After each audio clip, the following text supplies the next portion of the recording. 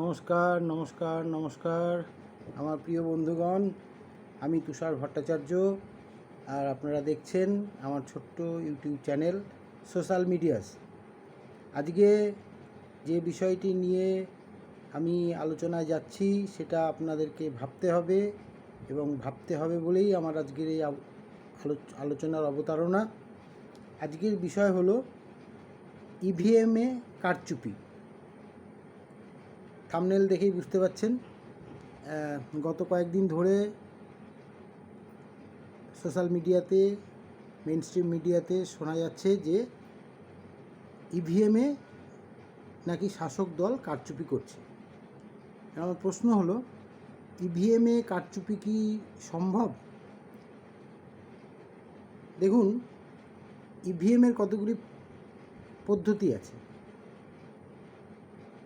আমাদের এবার পশ্চিমবঙ্গে যে ইভিএম মেশিনে ভোট হয়েছে সেটা MP3 কোয়ালিটির মেশিন।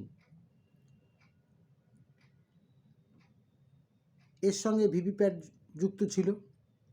এইবার গত কয়েকদিন ধরেই দেখতে পাচ্ছি যে সোশ্যাল মিডিয়াতে শোনা যাচ্ছে যে এইখানে কারচুপির চেষ্টা করছে, ওখানে কারচুপির চেষ্টা করছে। গতকাল তো বিষ্ণুপুরের প্রাক্তন সাংসদ সৌমিত্র খাঁ, উনি তো লাইভ করে দেখাচ্ছিলেন যে সিসিটিভি বন্ধ হয়ে গেছে। স্ট্রং রুমের বাইরে সিসিটিভির যে প্যানেল বোর্ড থাকে, সেই প্যানেল বোর্ড প্রায় 45 মিনিট ধরে কোনো কাজ করছিল না। ভিতরে গিয়ে হয়তো চেঞ্জ করে থাকলেও থাকতে পারে, এরকম একটা কথা শোনা যাচ্ছে। কিন্তু এইখানে আমার একটা প্রশ্ন মনে জাগছে, সেটা হলো ইভিএম মেশিন বদলাতে গেলে ইভিএম মেশিনই লাগবে, সেটা বাইরে কিনতে পাওয়া যায় না। তাহলে ইভিএম মেশিনটা কোথা থেকে প্রোভাইড করতে হবে? রিটার্নিং অফিসার বা ডিএম যিনি থাকেন, তিনি ইভিএম মেশিন প্রোভাইড করলে, মানে ব্যবস্থা করলে, তবে গিয়ে সেটা পরিবর্তন করতে পারবে। কিন্তু ইভিএম মেশিন বদলানোর এত বড় একটা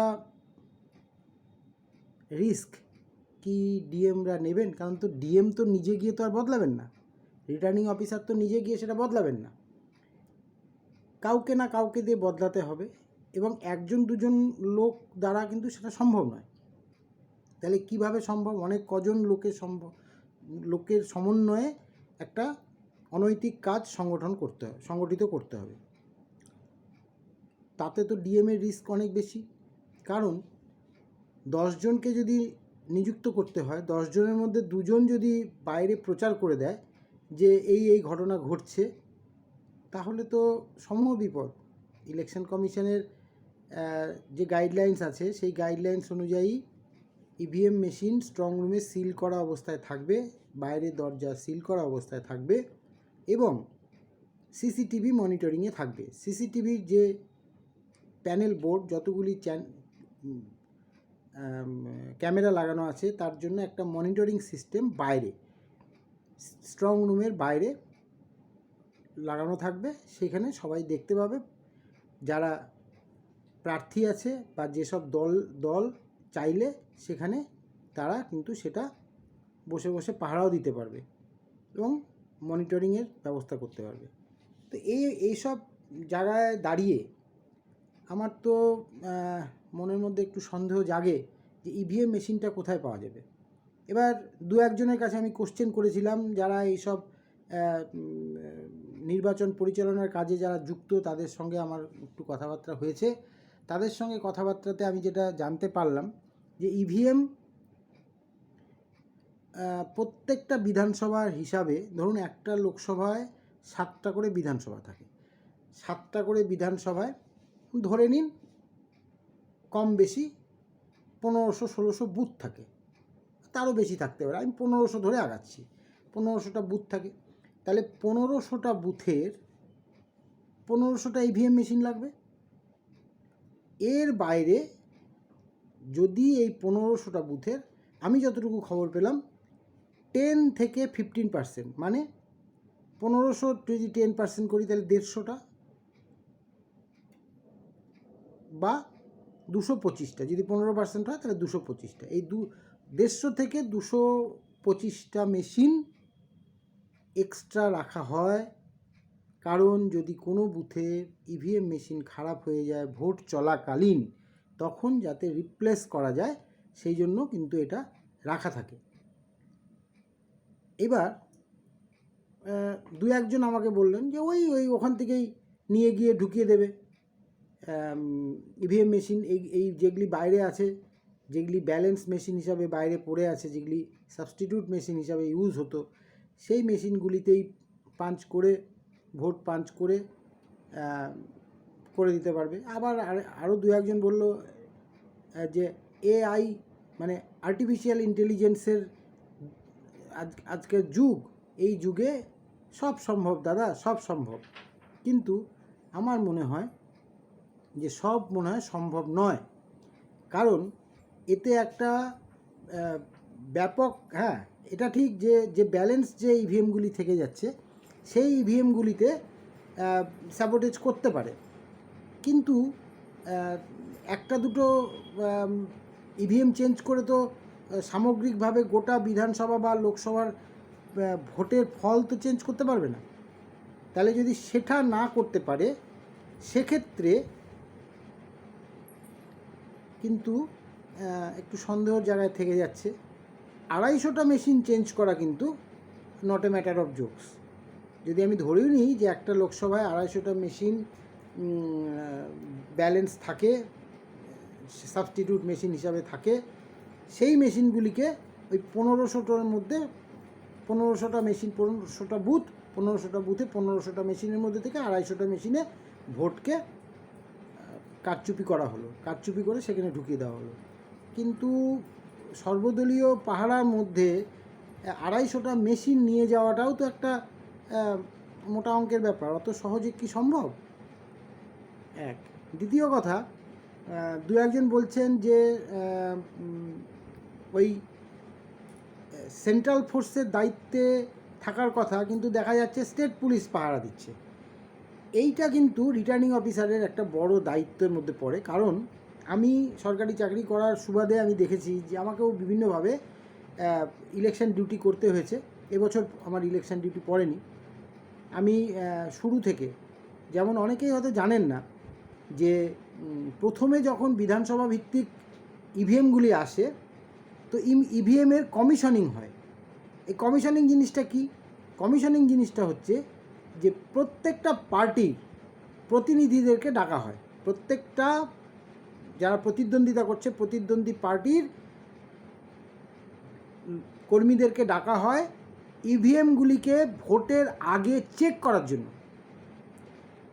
যে মেশিন আসে তার প্রত্যেকটা নাম্বার থাকে, যে নাম্বারগুলি ভোটে ব্যবহৃত হয় এজেন্টদেরকে 17C ফর্মে সেই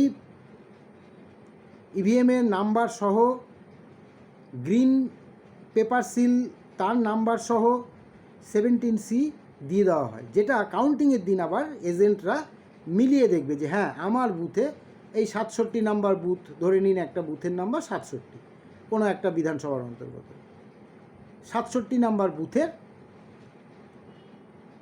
এই নাম্বারের 17C দেখলে বোঝা যাবে যে হ্যাঁ এই নাম্বার, সেটা সম্ভবত 6 থেকে 8টা ডিজিটের নাম্বার হয়, সেই নাম্বারটা মিলছে কিনা।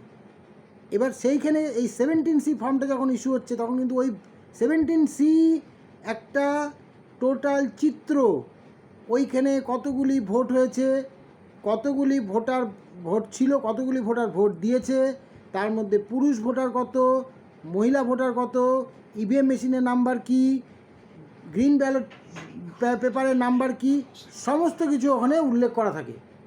সুতরাং যারা কাউন্টিংয়ে থাকছে তাদেরকেও কিন্তু এইখানটা দেখতে হবে, মনিটরিং করতে হবে যে 17Cর সঙ্গে ইভিএমটা মিলছে কিনা। এবার যখন কাউন্টিং শুরু হবে, ইভিএমের সঙ্গে যে ভোট 17Cতে যে দেওয়া ছিল, যে টোটাল ভোট ধরুন সেই বুথে টোটাল ভোট 1200 বা 900, তাহলে 900-র মধ্যে কত পোল হয়েছে? 850টা। তাহলে ওই 17C-তে লেখা আছে 850টা। এবার যখন শুরু হবে কাউন্টিং, তখন এক এক করে যখন বাটনগুলি প্রেস করা হবে, তখন কিন্তু টোটাল ভোট কতগুলি এসছে প্রথমেই দেখানো হবে। টোটাল ভোট 850টা। এইবার তারপরে আসবে ক্যান্ডিডেট 1, যদি সেখানে বামফ্রন্টের কোনো প্রার্থী থেকে থাকে তার টোটাল ভোটটা দেখাবে। তারপরে 2 নম্বরে হয়তো বিজেপি, তার নামটা দেখাবে। 3 নম্বরে তার সংখ্যাটা দেখাবে কতগুলি ভোট পেল। 3 নম্বরে হয়তো টিএমসি, বা 4 নম্বরে আদার্স কোনো পার্টি থাকতে পারে, কংগ্রেস থাকতে পারে, নির্দল থাকতে পারে, আরও অনেক থাকে। তো এদের পরপর ভোটের এটা দেখাতে হবে। এইবার এজেন্টদেরকে যেটা করতে হয় সেটা হচ্ছে ইভিএম শুরু করছে, কাউন্টিং অফিসিয়াল যিনি থাকবেন তিনি সরকারি প্রতিনিধি, তিনি যখন ইভিএমটা খুলবে, ইভিএমটা খোলার সাথে সাথে তাকে ডিক্লেয়ার করতে হবে এই নাম্বার, এই তার পেপার সিল নাম্বার, সমস্ত কিছু এজেন্টদেরকে দেখে নিতে হবে। এজেন্টরা যদি সঠিকভাবে সেই জায়গাটায় কাজটা করতে পারে, আমার মনে হয় যে কারচুপি কিন্তু ইভিএমে করাটা খুব মুশকিল। অনেকেই বলছে আর্টিফিশিয়াল ইন্টেলিজেন্সের মাধ্যমে অনেক কিছু করা যায়, কিন্তু সম্ভাবনা খুব কম।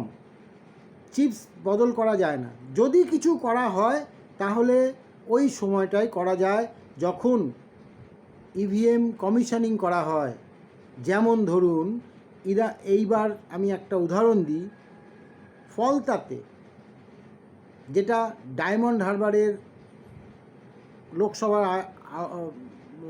লোকসভার মধ্যে পড়ছে, সেইখানে বামপন্থীদেরকে ঢুকতে দেওয়া হয়নি ইভিএম কমিশনিংয়ের সময়।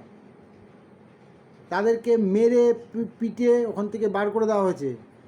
ইভিএম কমিশনিং খুব ভাইটাল একটা জিনিস, অনেকে এটাকে ইগনোর করে চলে যান। প্রত্যেকটা দল ইভিএম কমিশনিংটাকে ইগনোর করেন। আমার কাছে খবর আছে সেখানে 5-6 জন বিজেপি দলের থেকেও 5-6 জন গেছিলেন, তারা কিন্তু সেইভাবে কমিশনিংয়ে অ্যাটেন্ড করেননি, খেয়ে দিয়ে ঠিকঠাক করে অতটা ভালোভাবে ওখানে কিন্তু হয়নি। ইভিএম কমিশনিং হচ্ছে ইভিএমকে প্রস্তুত করা। এই জায়গাটাতেই কিন্তু মার কাট একটা ব্যাপার থেকে যাচ্ছে। এখানে আর্টিফিশিয়াল ইন্টেলিজেন্সও কাজ করতে পারে, আমি এখানে কোনো রকমভাবে অন্য কিছু বলতে পারবো না, এই ব্যাপারে আমার অতটা জানা নেই। কিন্তু ইভিএম কমিশনিং যদি সঠিকভাবে প্রত্যেকটা দল করতে পারে, আমার মনে হয় কারো পক্ষেই ভোটের পরে চেঞ্জ করা মেশিন অত সহজ নয়।